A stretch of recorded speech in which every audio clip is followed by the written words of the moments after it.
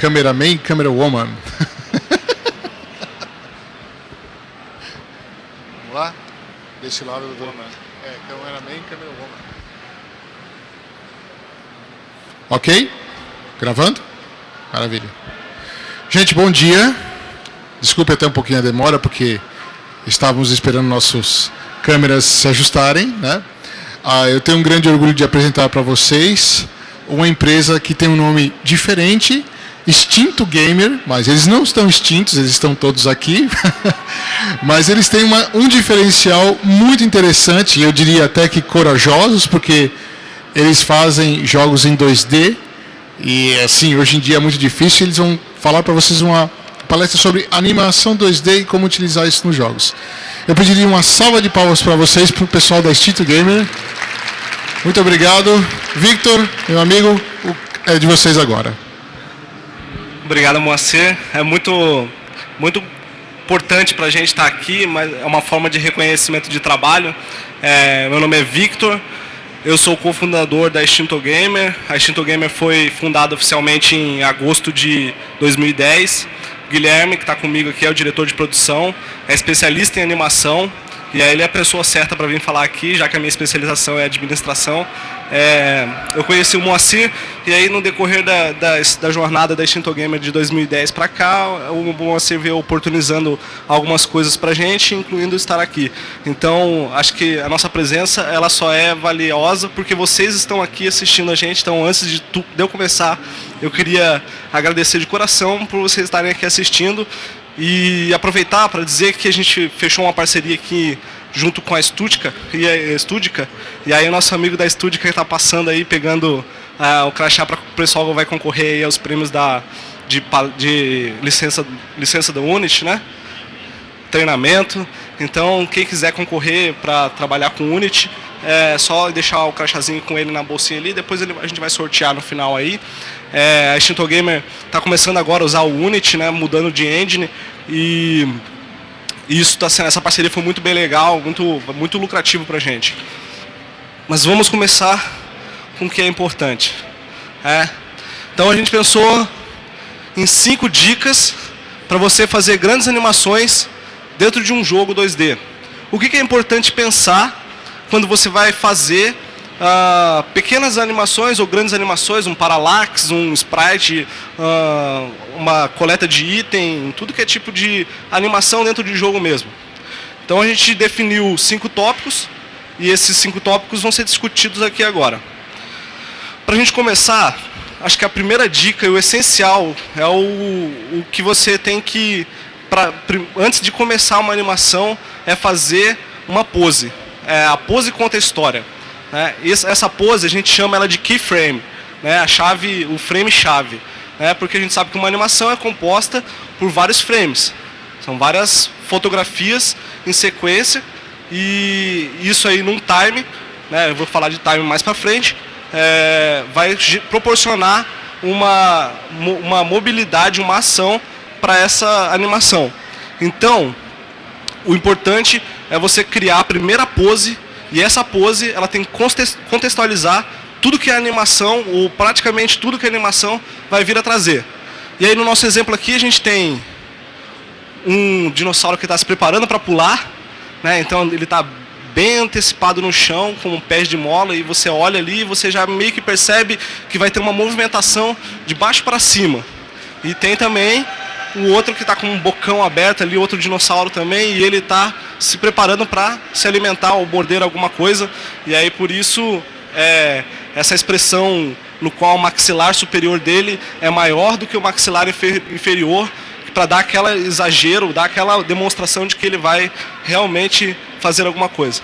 E aí então, nesse processo de definição de keyframes, quadros-chaves, né, você vai fazer os opostos, né? A gente tem aqui nesse quadro duas partes da mesma animação, e essas partes elas são opostas.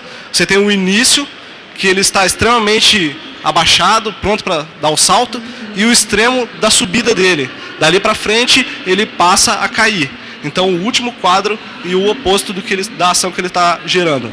Logo em seguida, que você define os quadros, você vai fazer o anteposto, ou o oposto daqueles quadros, que no caso aqui está representado pelos desenhos em preto. Né? Então, o número 1 e o número 2, eles são o meio do caminho para que aqueles quadros chaves se completem, o início e o final. Né? E os demais são a suavização da animação. Né? Porque quanto mais quadros você colocar em uma animação, mais suave aquela animação tende a fluir. Eu vou demonstrar isso aqui na frente agora. Então, só os dois quadros acontecendo. Né? Você tem o extremo embaixo e o extremo lá em cima, depois ali é a queda. Né? Num segundo momento, agora com os quadros de interpolação, que são os opostos. Então, você já tem um meio do caminho, já demonstrando o que ele vai fazer.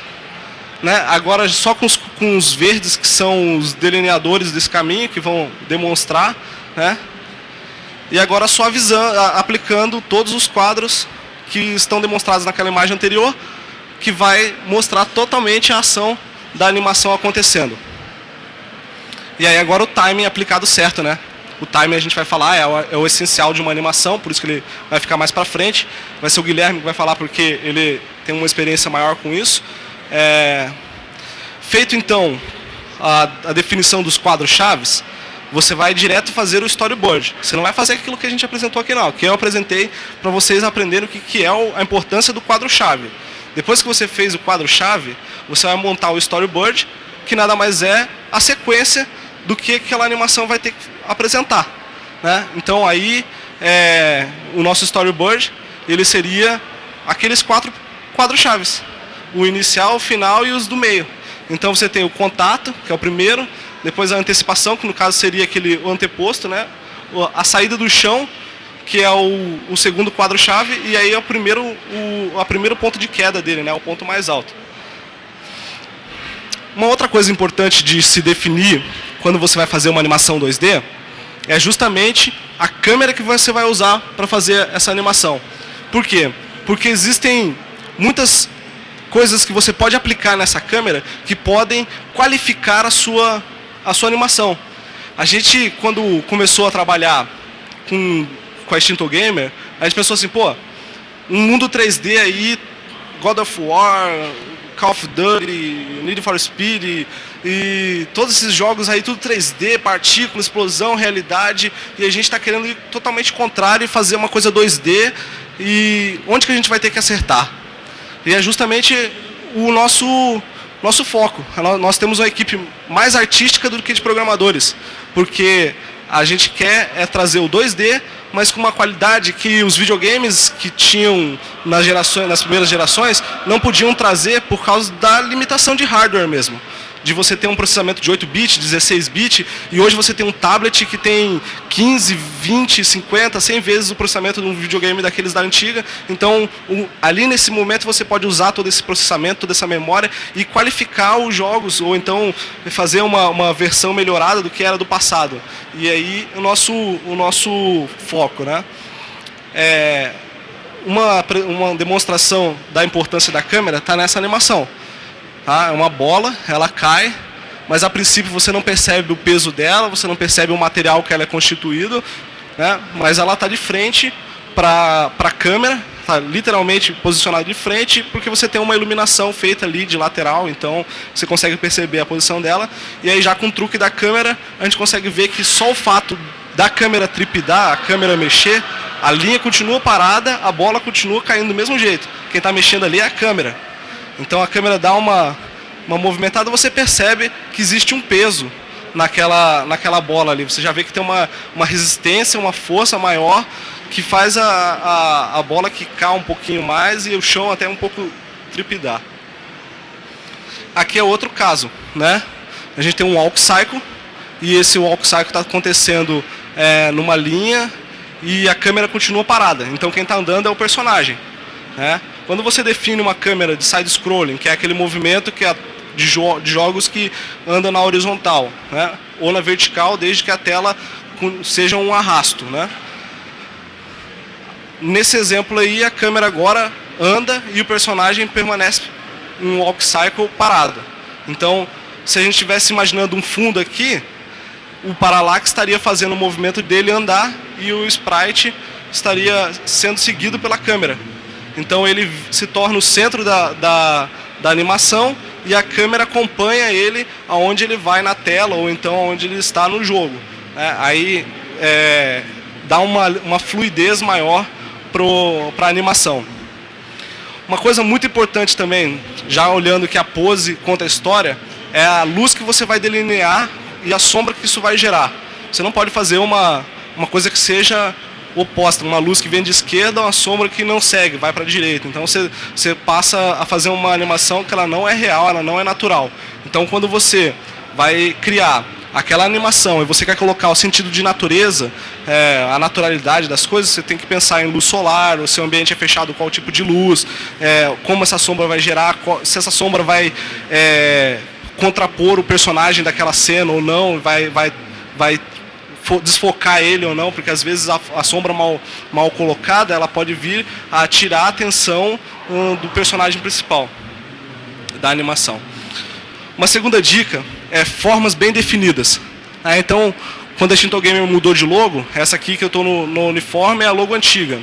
A gente percebeu, fazendo esse teste aí, que a gente não conseguia transmitir a ideia do nosso personagem, da nossa logo, se a gente colocasse ele todo em escuro, colocasse ele numa cor uniforme e opaca. E aí a gente pensou assim, não, peraí, a gente tem que ser identificado até mesmo com uma forma bem definida. E aí foi feito um estudo de branding e a gente chegou a essa nova logo. Foi feita agora na virada do ano a alteração da logo e ela realmente demonstra numa silhueta, no caso uma sombra, o que a Shinto Gamer é, ou o personagem. A pessoa consegue ser reportada ao personagem. Mas no caso sem ser o nosso personagem, o que parece uma imagem dessa? Que o cara está amputado, está sem os braços, sem a perna, foi ali, mas na verdade ela foi mal colocada, porque a câmera estava visualizando ao personagem da cena de frente e a silhueta estava a forma estava mal definida. Então ele fez um jogo de câmera, colocou ele de lado e você conseguiu compreender exatamente o que está acontecendo naquela cena ali. Formas bem definidas ajudam o personagem, a pessoa que está observando, a entender o que é aquilo. Um exemplo legal, que não é de jogo, mas é um exemplo que eu posso trazer, que vai fazer uma compreensão legal, é o Bob Esponja. O Bob Esponja, ele nunca está de frente, ele sempre está de isométrico, de forma com que você consegue ver a lateral dele. E aí você vê que ele tem um perfil fino. Ele de perfil ele é uma coisa fina. Então, quando você assiste o Bob Esponja por muito tempo e você começa a perceber esses efeitos de animação, você vai ver que por mais que a câmera esteja pegando ele de frente, ele não está de frente. Ele está sempre de lado, de perfil, para mostrar o formato dele. Porque o engraçado do Bob Esponja é que ele é uma esponja quadrada. Então, se ele não colocasse ele daquela forma, ele não ia chegar ao ponto que é hoje, né? A terceira dica que eu vou apresentar depois, antes de passar para o Guilherme, é então uma animação econômica. Aquela animação que a gente tem lá do começo, né? O que seria então uma animação econômica? Quando a gente está trabalhando com o jogo, a gente não precisa da naturalidade, da fluidez que um anime, que um desenho animado tem hoje e apresenta na televisão, que é o caso de 25 quadros por segundo, de 30 quadros por segundo, se for no caso do DVD até 60, do Blu-ray até 60 quadros por segundo. Não existe essa necessidade para um jogo, porque as ações elas vão acontecer muito rápido. Não vai caber, às vezes não cabe nem um segundo. Então você pode fazer uma economia de quadro, sempre trabalhando em cima daquela linha de raciocínio da primeira dica, que é a pose conta história. Então, seguindo aquela linha de raciocínio de desenhar os quadros chaves, você pode fazer a interpolação, o in-between entre os quadros chaves, de uma forma com que você consiga levar a animação, apresentar a ação que tem que ser feita, mas sem exceder a quantidade de quadros. Então, aí, o importante também da animação econômica é você conseguir fechar essa animação em um ciclo, porque se você não conseguir fechar essa animação em um ciclo, ela vai ter sempre uma quebra no final do frame, do último frame da animação anterior, e a chamada do primeiro frame da próxima animação, né? Porque como é um ciclo, ela vai ficar constantemente dando volta naquela sequência de quadro, no sprite sheet, que é aquela que a gente apresentou no começo como storyboard. Se você não focar que o último quadro tem que ser a sequência do primeiro, aquilo ali vai dar um tranco. Então, se você for fazer um walk cycle, seu personagem vai mancar no final. Ele vai mancar e depois ele vai voltar. E isso aí você não pode cometer quando você está fazendo a sua animação. Um erro que você não pode, que você tem que olhar. Não passou. Deixa eu ver com o Enter aqui. Problemas técnicos?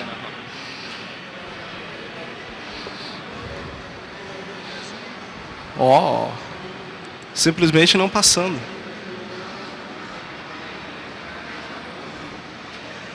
Bom, pessoal, desculpa aí, mas a tecnologia...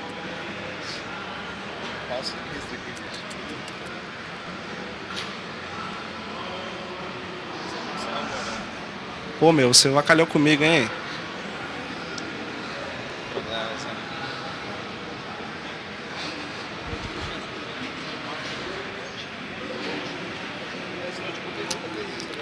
Não, o notebook tá bem nervoso. Bota um copo d'água em cima dele aí. Eu vou ligar ele aqui, qualquer coisa eu vou... A gente vai reiniciar o notebook aqui, eu pedi desculpa, mas para a gente não perder então a linha de raciocínio,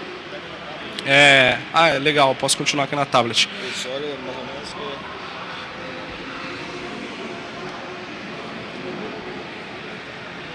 Eu estava falando sobre ciclo, né?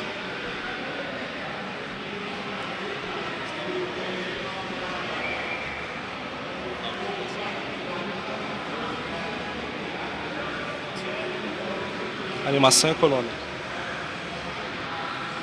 Bom, então a animação econômica ela vai definir também dois estilos que acontecem, eu vou depois apresentar no quadro aqui, que acontece na animação. Que você tem dois estilos, que é o naturalismo, né, e o cartunesco, né? O naturalismo é aquela coisa que você tem o movimento com mais quadros possíveis. Se você for fazer um personagem levantar o braço, ele tem que percorrer pelo menos uns 16 quadros até chegar com o braço lá em cima. Agora, quando você vai fazer uma coisa cartoon, você tem que exagerar aquela movimentação. E o exagero dessa movimentação é feito justamente com o corte de alguns quadros. A flexibilidade do braço também. Então, o exagero cartoon é muito bom porque ele corta quadros. Ele torna a sua animação mais econômica também. Então, eu vou demonstrar isso num exemplo prático assim que ele ligar. A gente vai ver que com 4 quadros a gente consegue fazer uma animação que no final poderia ter 16, né? Só pelo fato dela ser cartoon.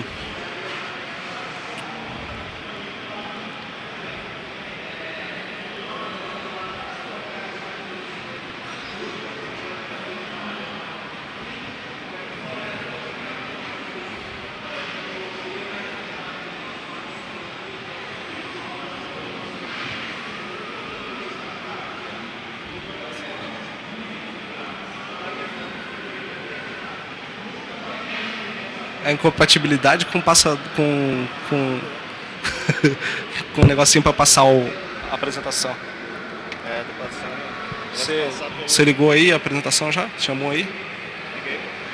O Office tá inicializando. Então, mais uma vez, desculpa pelo problema técnico. Né?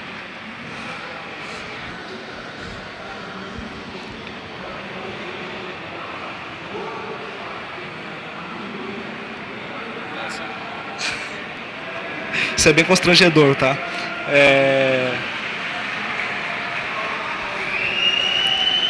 A gente usou muita referência do material do Mundo Canibal.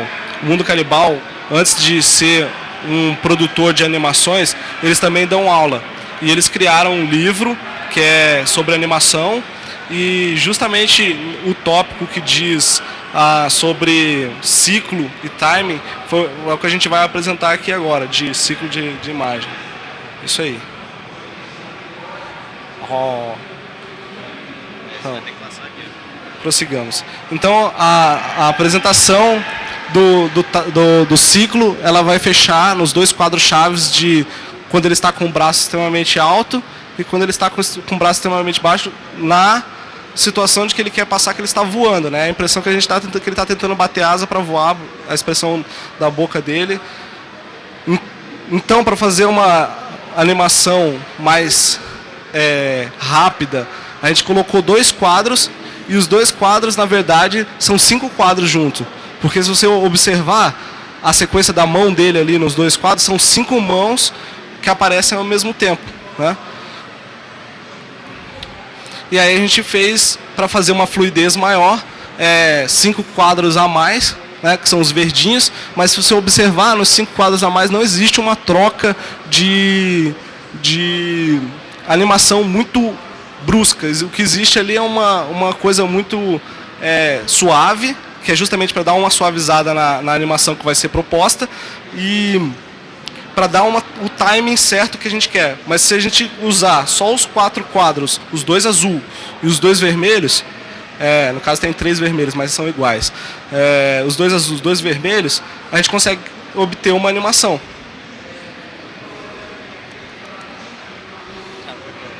Travou de novo. Você tem acesso à internet aí? Acessa ali no seu e-mail ali para você abrir essa apresentação. Que seu Asus está pedindo água. Eu vou botar um copo d'água aqui nele.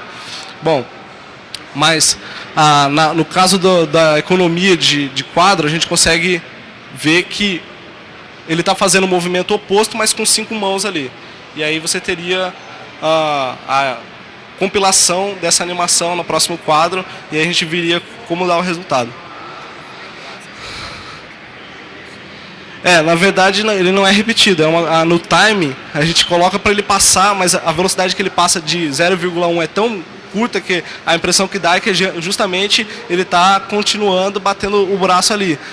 Mas é tudo cartoon mesmo, né? A estrutura de animação. Vou abrir para a pergunta. Bom, você me fez uma pergunta. Alguém tem alguma pergunta sobre o que foi apresentado até agora, para a gente poder evoluir aqui enquanto ele abre a apresentação ali? Não, então isso quer dizer que eu estou apresentando bem pra caramba, o pessoal está tudo sem dúvida, isso aí é legal. Mas isso é constrangedor também.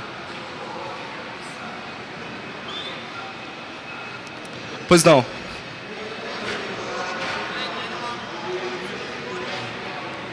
Calma, cara. Tem um microfone para você. Tem um microfone ali, isso.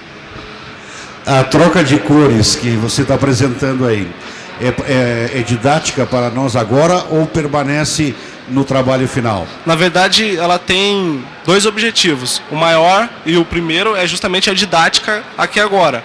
Mas quando a gente faz isso em trabalho, que a gente também usa assim, é justamente para passar para a pessoa responsável de arte entender como vai funcionar. Porque a gente não passa o serviço para uma pessoa só de animação. Tem o cara que vai fazer a pintura digital e a iluminação da cena, e tem o cara que vai fazer a interpolação das imagens e o timing da coisa. Então, para os dois entenderem ao mesmo tempo, é uma forma de didática que é apresentado para a equipe, né? Então, a gente sabe que os quadros que são, desde o começo da apresentação que eu estou apresentando, que são os chaves, que contam a história da animação, são justamente os que estão em vermelho, destaque, e no caso a gente usou azul aqui, mas na primeira animação em preto, porque aqueles quadros ali, quando for receber tratamento de cor, de iluminação, eles vão ser os primeiros e também vão ser os que vão ter um destaque maior. Talvez quando a gente entrar aqui na última dica, que é efeitos, a gente vai perceber que nem todos os quadros têm uma iluminação igual. Às vezes, quando você vai retratar uma explosão, a iluminação daquela explosão ela vai mudar conforme o quadro. Então, nesse caso aqui é didático, mas ela ajuda muito quando você vai criar para outra pessoa entender. Bom dia, meu nome é Gabriel. Eu não estava aqui mesmo, estava vendo a apresentação ali do computador, que tem pouca gente para tomar conta das máquinas ali. Há pouco tempo você falou que um jogo não precisava ter tantos quadros assim para mostrar para ter fluidez nos personagens. Sim. eu queria te perguntar, por exemplo, quando a Capcom anunciou o remake em HD do Street Fighter 2, provavelmente pediram para ela fazer o remake em HD do Street Fighter 3. Só que ela disse que não ia fazer porque tem muito quadro, seria inviável redesenhar tudo. E outros jogos assim como Guilty Gear e BlazBlue também tem uma quantidade absurda de quadros nos personagens. O que você acha desse tipo de jogo? Você acha que não diria que foi, sei lá, uma presepada do designer, mas você acha que foi um trabalho até talvez desnecessário para a mecânica do jogo? Ou você acha que tinha que ser desse jeito porque senão não ia rolar? Muito boa pergunta. Quando você vai definir lá no game design, que você está criando a ideia, o concept do jogo, como vai ser, você meio que prepara a qualidade do jogo. Então a gente pensa assim, se o jogo ele vai ter no caso, quando a Capcom fez Street Fighter 3, eles queriam chocar na qualidade de áudio e de vídeo, eles encheram de quadro. Porque quanto mais quadros eu colocar, mais fluida vai ser a animação, mais bem percebida pelo olho humano aquela animação. É uma curiosidade que eu acho até interessante. A capacidade de captura de imagens do olho humano é de 24 imagens, né, quadros por segundo. Né? De um gamer pode chegar a 30. Né? Então o gamer, quando está lá muito Battlefield, muito Need for Speed, acaba acostumando a captura de mais quadros. Né? Então quanto mais fluido, uma animação com 24 quadros, maior vai ser a percepção daquela pessoa da sua animação. Né? Quando você tem uma animação mais curta, com menos quadros, ela vai ficar mais estática, mais menos fluida, né? Mais endurecida, vamos colocar assim. Porém, você tem uma diminuição de um aumento de performance, né? Uma qualidade de performance maior, porque você não precisa colocar. Então, depende muito do que você quer apresentar com o seu jogo.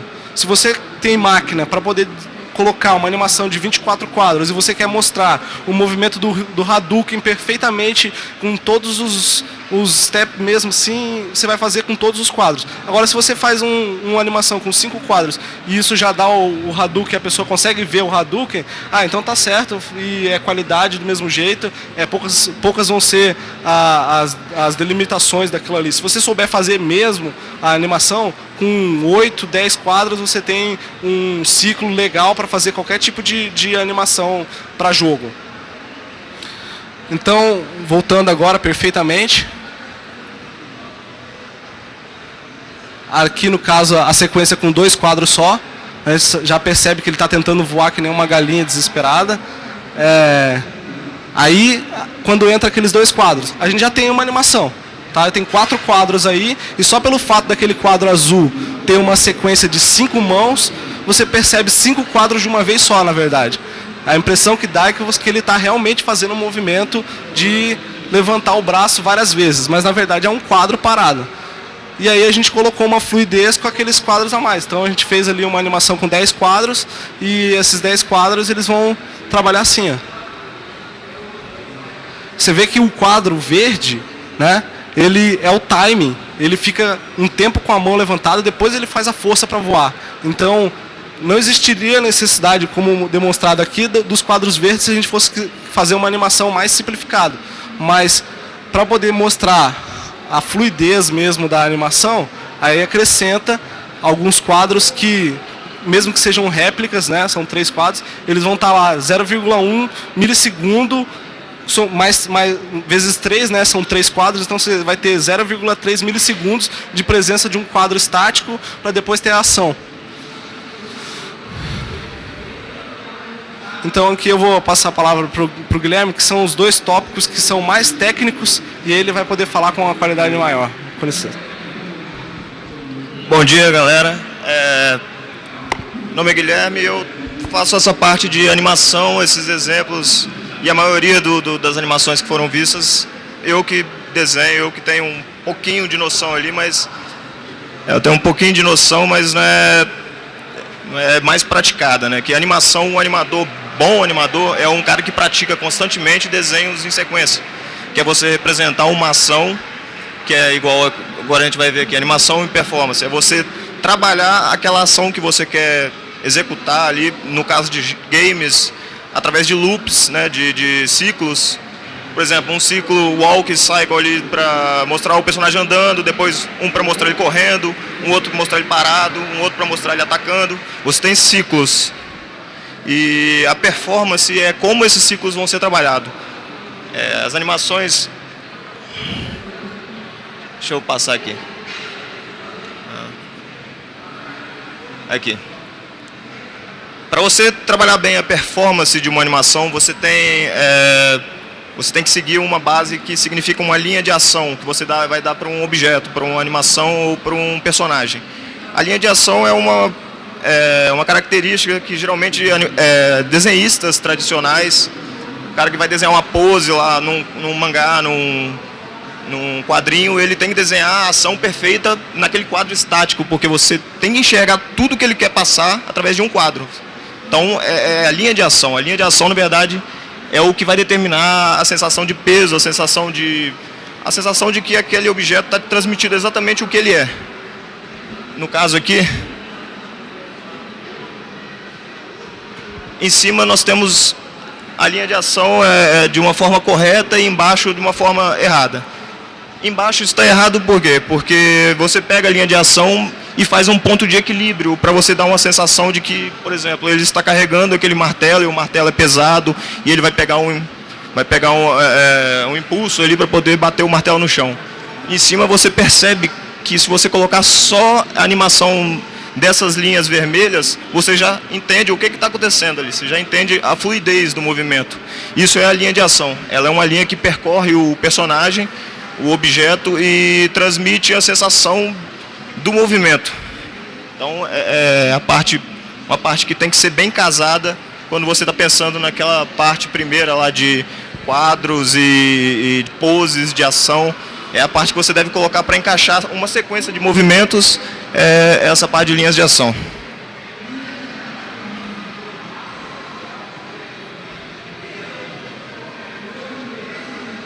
Isso.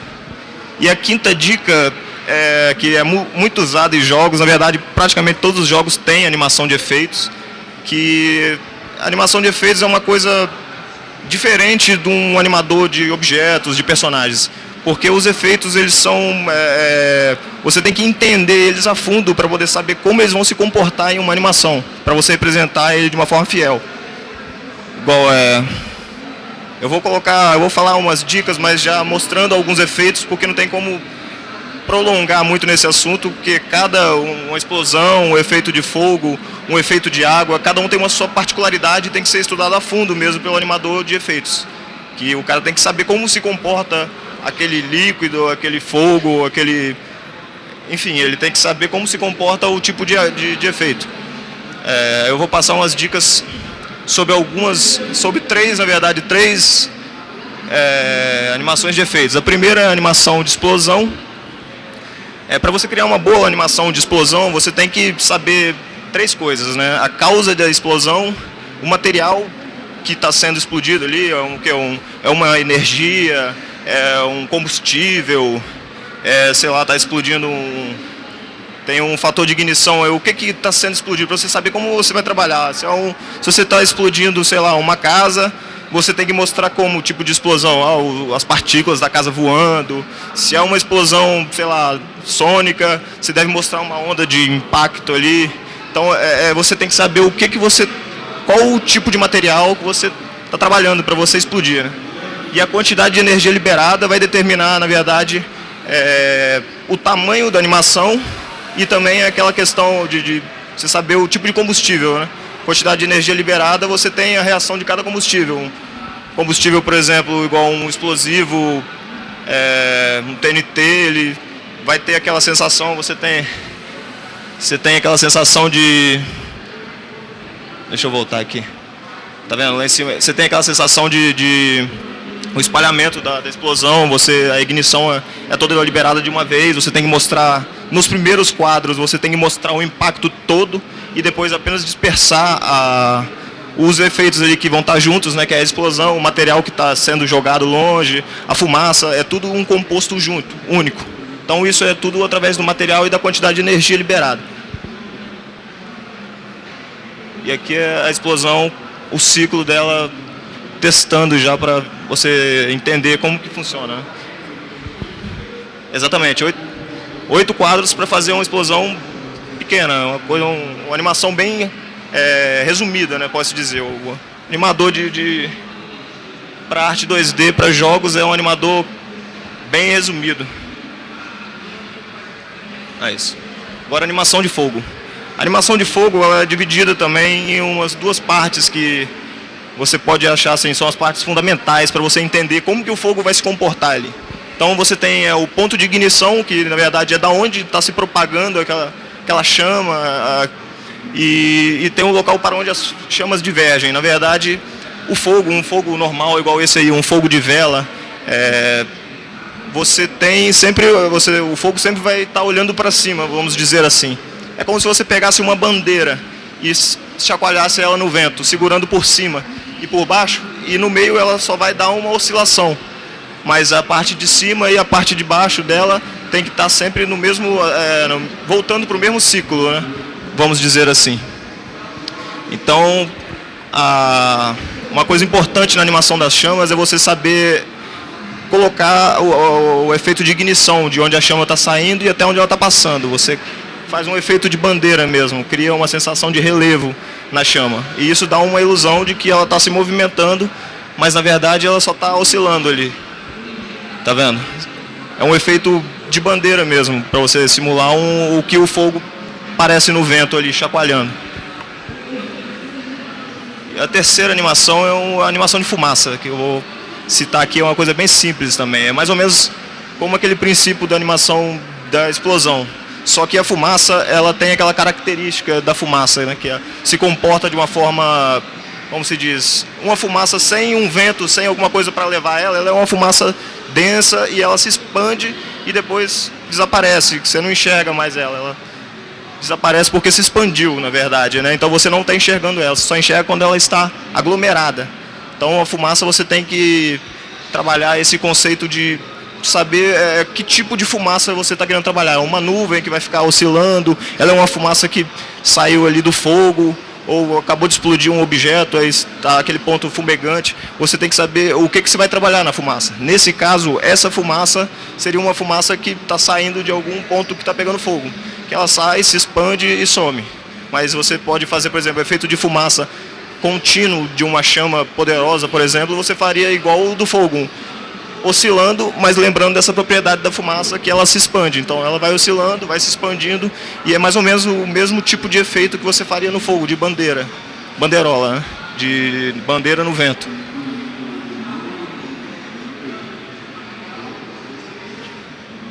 E aí é o efeito da fumaça se expandindo direitinho, para você entender como que funciona. Esse aí é o personagem do nosso jogo, que ele esfarela, né? Que ele é uma chama. E aí quando essa chama apaga, ele vira um sólido e se esfarela. Para você ter uma ideia de como que é um efeito de fumaça, na verdade, né? Você tem ali a fumaça caindo no chão e faz aquele mesmo tipo de processo. Vai se espalhando até ficar imperceptível, vai ficando invisível. Então é um efeito de fumaça também, isso daí. Um exemplo. E é isso, galera. Então, eu ia mostrar aqui no computador, mas eu vou tentar mostrar aqui nesse computador aqui, porque a gente mudou de...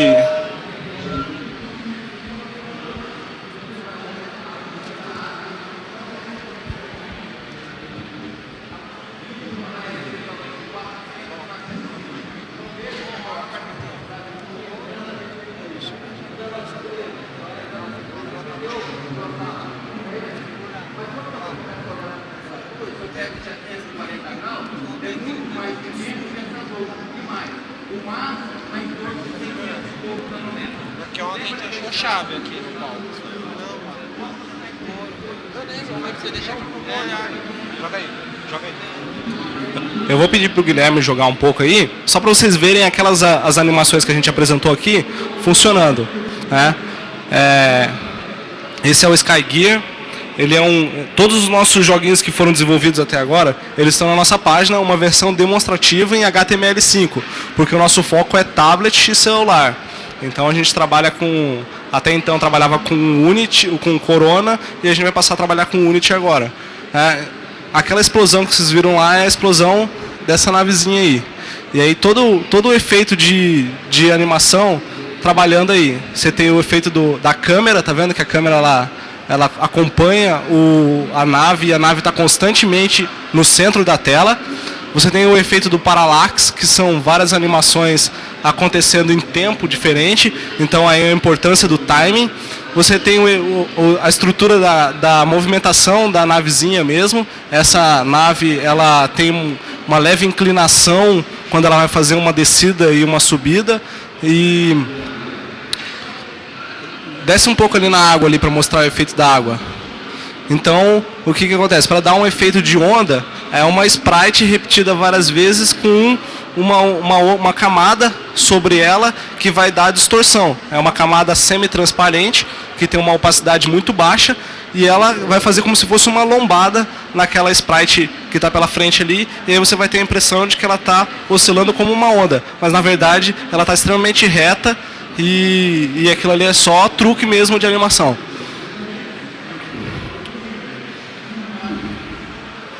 Coloca o egípcio aí.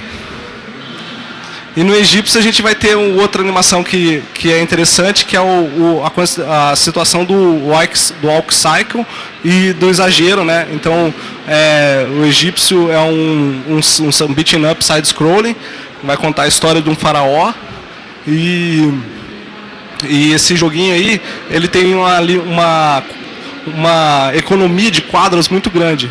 Todos os movimentos que ele tem são 4 quadros. Então, o walk cycle para a direita, para a esquerda, o jumping, o ataque, o fato dele morrer, são tudo 4 quadros. E se a gente analisar, nada mais é do que a movimentação de pernas e braços dele que dão a impressão de que ele está andando, porque o corpo ele não vai sofrer tanto com a ação mesmo. Tá meio escuro, mas é porque essa primeira fase aí ela acontece dentro de uma caverna. Então,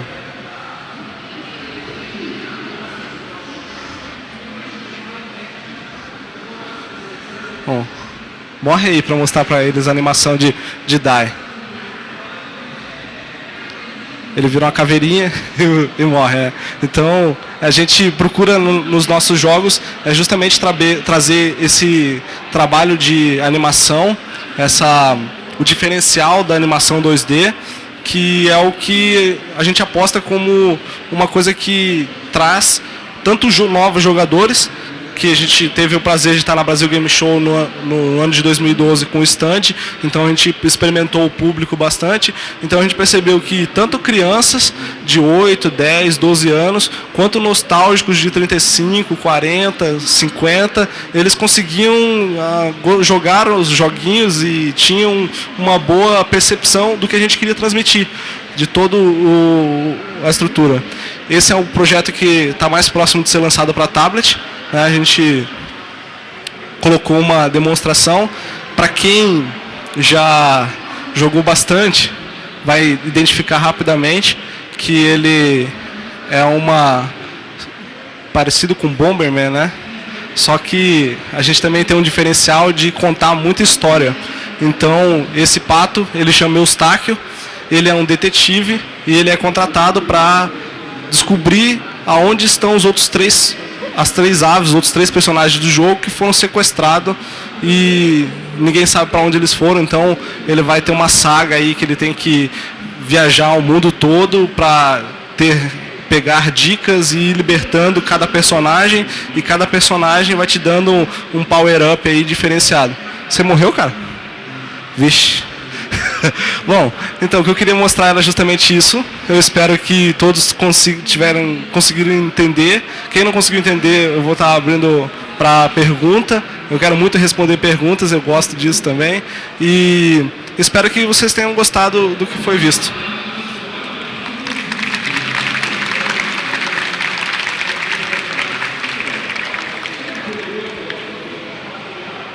Alguma pergunta?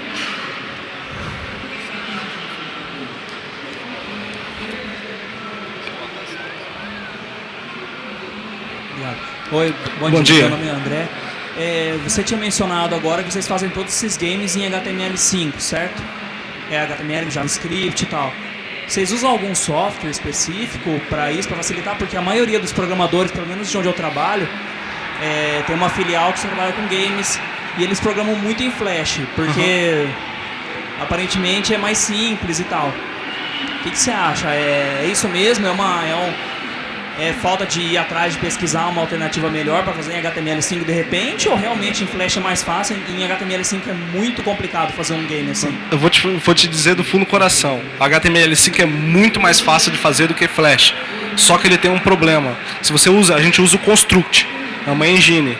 Né? Ela tem a versão gratuita e tem a versão paga. Esse Construct ele pode ser utilizado junto com um plugin chamado PhoneGap. Esse PhoneGap vai gerar um APK para você instalar numa tablet. Só que o HTML5 ele não faz aproveitamento de recurso.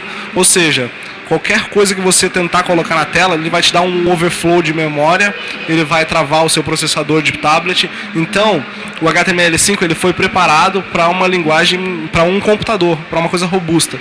Mesmo que você tenha como portar esse jogo aí e essa mesma interface para uma APK e instalar no Android. Tá?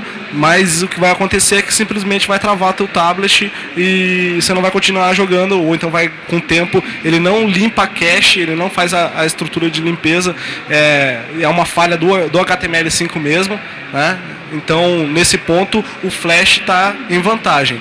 Como a gente não trabalha com nenhum nem com outro, é só para a questão mesmo de colocar no site que a gente faz, todo jogo que a gente vai fazer, a gente cria um protótipo primeiro no Construct, na versão gratuita do Construct mesmo, em HTML5, para saber como vai ficar a interface, a jogabilidade, se aquela ideia vinga, apresenta para pessoas, pedem para ela jogar, para dar um feedback. Então, para depois ter todo o trabalho de codificar pensando em qualidade de processamento, porque quando você está produzindo para um tablet, atualmente, eu sei que a realidade vai mudar em pouco tempo, mas quando você está produzindo aí para Android ou então para a própria iOS, você tem que visar muito memória RAM, aproveitamento de memória RAM, muito limitação de processador, do mesmo jeito que era o hardware de um Nintendinho, de um Atari, entendeu? Então a gente bate diretamente com isso aí.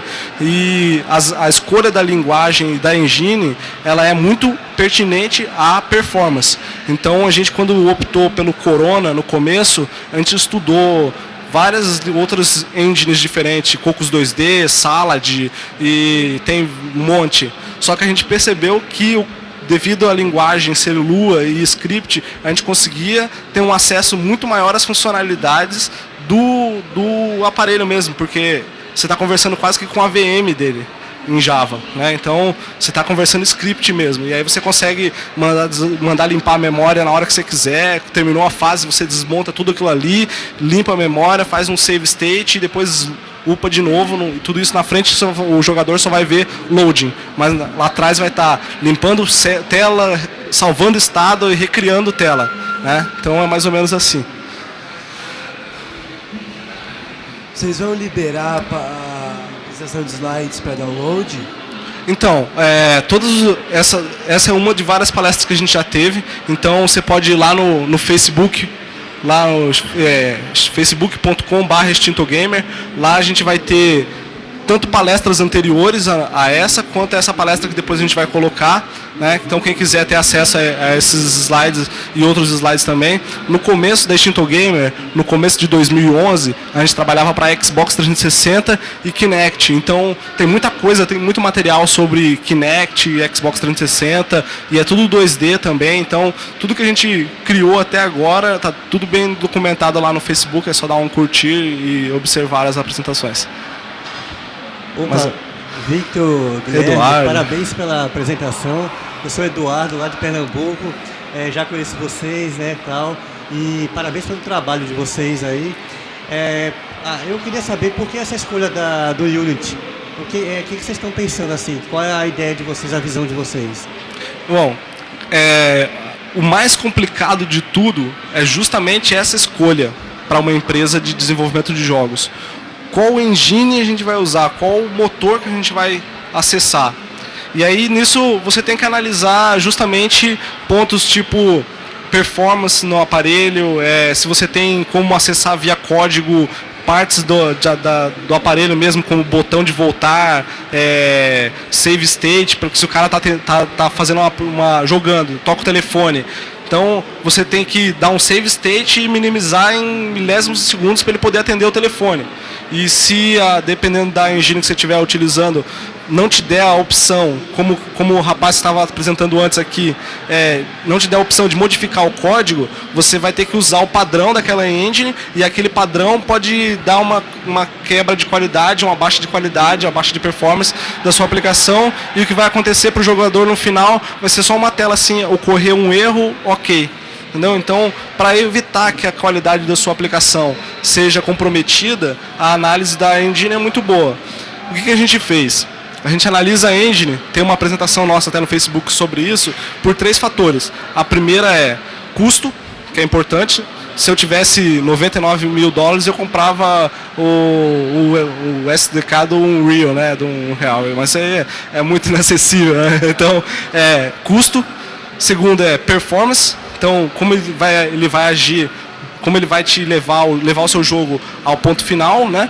E comunidade, porque é muito importante você ter uma comunidade bem feita, porque se você tiver uma dúvida, você vai ter que acessar a comunidade. Se você estiver precisando de uma estrutura de código diferenciado, você vai ter que acessar uma comunidade, e quanto mais difundida é a comunidade, mais fácil de você resolver qualquer problema que venha acontecer com a sua engine. Então, na nossa pesquisa, o Unity, ele pesou muito, foi justamente nisso aí, porque a comunidade de Unity, ela está cada dia que passa tão grande, que você entra lá no Google e digita lá qualquer coisa sobre código e vai ter a resolução, um exemplo feito no Unity. Então a gente percebeu que a comunidade ia dar um suporte muito maior para a gente, e a gente está fazendo a migração de engine agora. Valeu, Eduardo. Boa tarde, meu nome é Caio. Eu sou aluno de Sistemas de Informação da USP, e puxando um pouquinho mais para o meu lado, que é programação, eu queria saber que bibliografia vocês recomendam para principalmente efeito de câmera, os efeitos para dar para os sprites, para completar esse ciclo. Onde eu posso ler a respeito disso, aprender mais? Guilherme, você tem alguma sugestão? Eu tenho 2. Muita que a gente usa de referência mesmo. O primeiro eu já até citei, é do nosso amigo Ricardo Peologo. Ele é amigão mesmo, um brother nosso, que a gente teve o prazer de conhecer na Brasil Game Show e conversar bastante e fazer uma amizade mesmo. E ele tem um material que ele fez, um livro que pode ser encontrado nas livrarias, que ele explica os principais itens de uma animação, incluindo um capítulo muito bom sobre timing, que é aquilo que a gente mostrou aqui da sequência da economia de frames, e câmera. Então, esses 2, ele foca muito e trabalha muito bem nesses temas. Se você tiver uma facilidade com o inglês, a nossa maior fonte é o The Survival Kit of Animator. Tá? Ele foi criado por um dos animadores da Disney, né? Richard William. E ele lá no site dele lá, ele vai ter muitas dicas. Se você quiser comprar o livro, eu não recomendo comprar no Brasil, porque é muito caro, mas você pode entrar lá no Puntomio, que foi o que a gente fez, fazer um cadastro e comprar no eBay lá por $30, do que pagar R$550 aqui no Brasil. Mas é uma bíblia que tem mais de 1000 páginas só sobre animação, e tem com certeza muita coisa lá sobre câmera, sobre efeito mesmo, porque realmente o que você falou é muito importante. A gente acha que a animação perfeita, ela fica 100% na mão do animador, mas se o animador não fizer uma animação que se encaixa com o programador, ela não vai rolar. Ela não vai rolar, pelo menos no jogo, né? Então, por quê? Porque o programador, ele tem que fazer o sprite sheet ser retalhado, e aquele sprite sheet tem que acontecer no tempo que o programador colocar. No ciclo, quem vai definir vai ser o programador, entendeu? Olá, Muito bom. A minha dúvida é sobre animação tradicional. Você vai desenhar na mão todas as chaves e os personagens. Sim. Como que é essa planta, a folha, para você não perder o personagem do ponto principal e não ficar tremido o desenho?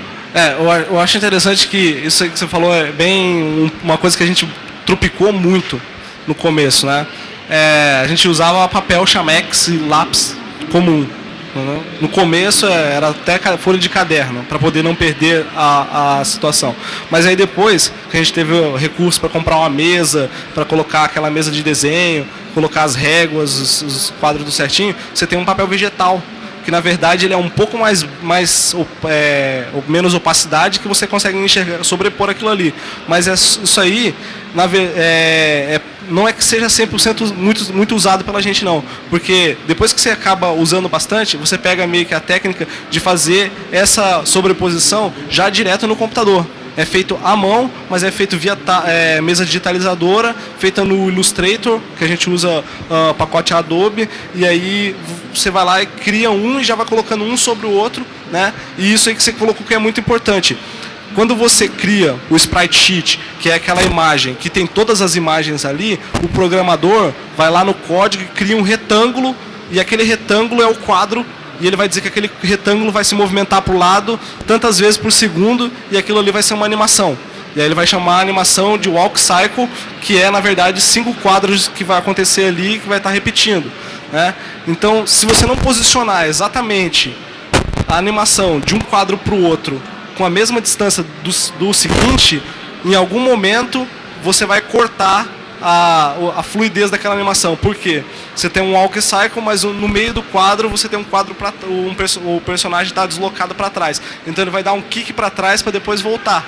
Então a gente faz um grid view no Photoshop e faz um align mesmo lá, alinha tudo certinho, de forma com que o programador só se preocupa em fazer o rectangle, que é o retângulo, e cortar aquilo ali em frame quanto que ele quer por segundo e fechar o ciclo. Meu nome é Demétrio, eu conheci a Extinto há algum tempo atrás na Game Fest e, show. Cara, muito legal ver vocês depois de um tempo que a gente fica longe, né, não sabe o que os caras estão fazendo, então vocês evoluíram bastante, muito legal, cara, então de parabéns. E a minha dúvida é justamente sobre o Unity, porque atualmente eu trabalho com Flash, né, eu faço os games em Flash, e eu estou pensando justamente em passar para o Unity, estudar essa parte. Só que eu tenho ouvido muitos comentários negativos com relação ao 2D no Unity. Que como ele é uma plataforma mais específica para 3D, parece que você tem que fazer meio que uma gambiarra pro 2D. Então assim, eu queria saber se vocês têm alguma dica com relação a isso de framework ou alguma metodologia melhor para utilizar com o Unity para fazer 2D. Legal. Eu lembro de você, foi bom revê-lo. A gente se encontrou nos primeiros 2 meses de quando a gente tinha surgido a Extinto Gamer, então ainda não tinha nada além de que um protótipo, uma ideia na cabeça, papel escrito, então realmente a gente evoluiu bastante de 2011, né? No caso foi no começo de 2011, a gente estava com 6 meses de empresa funcionando, e aí hoje a gente já tem isso aí. Bom, respondendo a sua pergunta, o Unity realmente é bem complicado trabalhar com 2D nele, tá? Por quê? Por causa das unidades dele. O 3D e o 2D nada mais X, Y, Z, altura, largura e profundidade.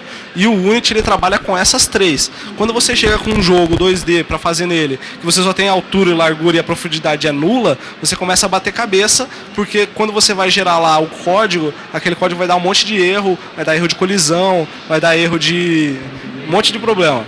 Só que existem algumas ferramentas que auxiliam justamente nesse momento que é o mais crucial, que é da animação, você colocar o seu jogo 2D.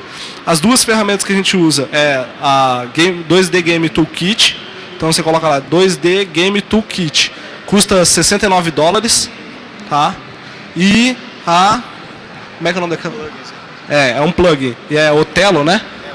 Ortelo, com TH. Ortelo, ela é gratuita, mas ela não tem tantos recursos, tipo Parallax, esse tipo de coisa, que tem a 2D Toolkit.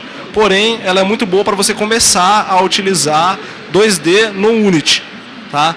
E existe também a situação de que o próprio Unity ensina, porque aí você vai lá no site do Unity e começa a ver os tutoriais, é você criar um jogo 3D com uma câmera física, estática. octogonal, né? Caso a gente, quem vai movimentar é a câmera, mas tudo ali é 3D. Os personagens 3D, a plataforma é 3D, o fundo é 3D, só que a câmera, por ela estar fixa de frente, vai dar a impressão, vai anular a profundidade, aí vai dar a impressão que é um 2D, é um falso 2D. Né? Isso se você já tiver experiência de 3D, que não é o caso da Extinto Gamer, que se especializou em 2D, e aí quando bateu de frente para o Unity, falou assim, não, essa é a possibilidade mais viável de fazer um jogo 2D, fazer 3D. Vai ter que todo mundo aprender 3D? Não, peraí. Então o Unity não é uma coisa boa. Aí quando a gente conheceu o 2D Game Toolkit, aí a gente falou assim, não, peraí, o 2D Game Toolkit vai dar todo o suporte que a gente precisa para fazer corta de frame, background funcionando, effect de partícula, tudo isso aí ele vai te dar suporte. Legal. Alguém? Não? Aqui. Tem mais um aqui só. Ah, não tem tempo? Depois a gente conversa aqui. Então, pessoal, mais uma vez eu queria agradecer. Quem quiser, depois a gente conversa aqui. Muito obrigado e boa campus para vocês aí. Não, sem problema.